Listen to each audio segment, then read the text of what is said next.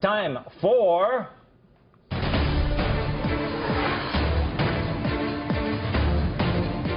Earlier this month, Donald Trump said his medical report would show, quote, perfection. Actually, it's even better than that. On Monday, Trump shared a letter from his highly respected doctor, Harold Bornstein. It begins, "To whom my concern." Okay, a little mistake there. Obviously, he meant, "To who my concern." Oh, right. The letter continues. "I have been the personal physician of Mr. Donald J. Trump since 1980. Over the past 39 years, I am pleased to report that Mr. Trump has had no significant medical problems. Mr. Trump has had a recent complete medical examination that showed only positive results. Actually, his blood pressure and laboratory test results were astonishingly excellent. Over the past 12 months, he has lost at least 15 pounds. His physical strength and stamina are extraordinary. His cardiovascular status is excellent. He has no history of ever using alcohol or tobacco products. If elected, Mr. Trump, I can state unequivocally, will be the healthiest individual ever elected to the presidency." Harold and Bornstein. Well, we reached out to Dr. Bornstein to elaborate on Trump's medical records. He joins us now by phone. Dr. Bornstein, thank you for taking time out of your busy schedule. No problem, Tom. It's great to be on your show. Doctor, Donald Trump seems to be in perfect health. He's in phenomenal health. It's absolutely incredible how healthy this guy is. It's amazing. Is he the healthiest individual that you've ever treated medically? I'd say bar none, this guy is one of the most healthiest people ever. You know what? He is. He's the healthiest person ever, hands down. Now, how fast would you guess, ballpark, would Trump run a marathon? I would say he'd be in the 1 percentile, maybe 2 hours, 2 hours, 10 minutes. Whatever the top number was, he'd do that. Oh, okay. Yeah, we don't even have to check. So it's whatever the top number is. Do you think that Trump could live forever? I wouldn't want to say, I wouldn't want to go that far, but I'd say he's going to live to be at least 150, 175. He's just such amazing health. And I think one of the reasons he's in such great health is because he's such a fantastic leader, very, very intelligent, very militaristic, world-class businessman. And I think this really contributes to this amazing health that he has. Well, thank you so much for taking time out of your busy schedule, Dr. Bornstein.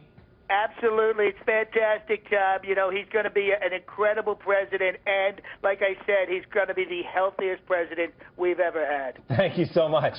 Okay, wow, 175 years old. That's biblical, isn't it? Yeah, it really is. Amazing. Okay, I'm not sure that was actually Donald Trump's doctor, but this is, take a look at this picture. That's Dr. Harold Bornstein.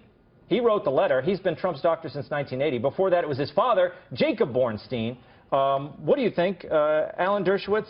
Are your concerns about Trump's health, are your fears allayed? Well, let's just remember that in 1944, when Franklin Delano Roosevelt was running for president, and he had a blood pressure of, I think, 280 over 120, his doctor said he was perfectly healthy and could live forever. And, of course, he died, 6 months after being elected. Yes. I mean, look, when you look back at the medical histories of some of these presidents, some of them were in terrible shape. I was just reading about, I think Wilson had strokes or something before he was even president. His wife was running the show, basically. I mean, So maybe, Liz, maybe Trump would be the healthiest president, because we're getting more healthy as we go along, right? I can't believe you forgot that Warren G. Harding had syphilis, I think. I mean, did he? Yeah. Are we breaking that on this show? Breaking that news. Really unimportant information.